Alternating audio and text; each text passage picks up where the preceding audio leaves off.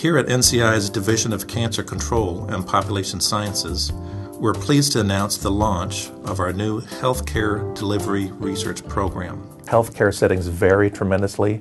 We want to solicit the best ideas about how to understand the variation in the quality of cancer care around the country, and then develop effective strategies to improve the quality of care that's delivered. These are the kinds of scientific questions that providers need us to help answer in order for them to improve their cancer care.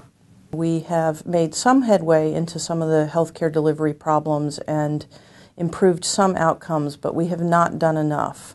And so it is time to start looking at provider level and system level and community level factors that we may need to intervene on in order to further improve outcomes. We draw on expertise from multiple perspectives: so epidemiology, public health, psychology, behavioral medicine.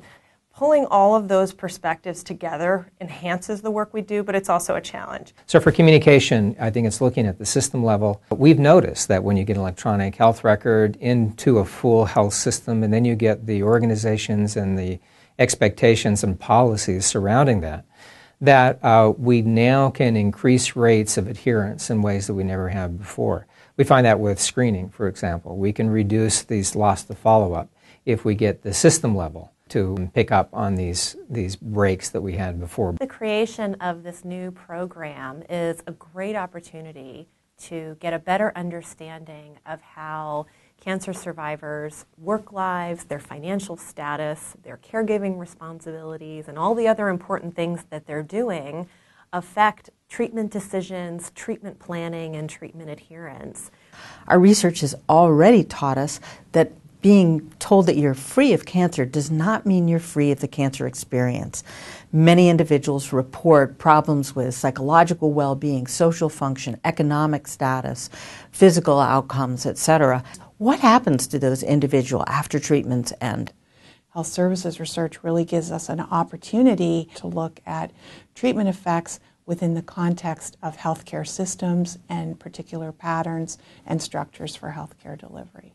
Patients and their caregivers may not be able to work after a cancer diagnosis, or they may be limited in the type of work they can do. We're going to be encouraging research related to understanding the economic burden of cancer, and that means things like greater medical debt, higher out-of-pocket expenditures compared to their income, and greater risk of bankruptcy compared to similar people who don't have cancer or don't have a cancer history. We know that most people in their lifetime will serve as an informal caregiver to a family member or loved one. These people are incredibly important to the patients that they take care of, and yet we know so little about their health and well-being across the cancer care continuum. We're going to be more actively listening and seeking opinions from investigators and from clinicians, as well as people who are affected by cancer, to better understand how care is delivered and what issues they're facing. We want to enhance the completeness of our treatment information, and so a lot of the treatment data that we want to capture comes from claims data. We'll be having complementary data sources and infrastructure that we'd like to develop that we could use for surveillance, and that will simultaneously support extramural investigators for health services research activities. I see a number of key opportunities for the grantee community in precision medicine.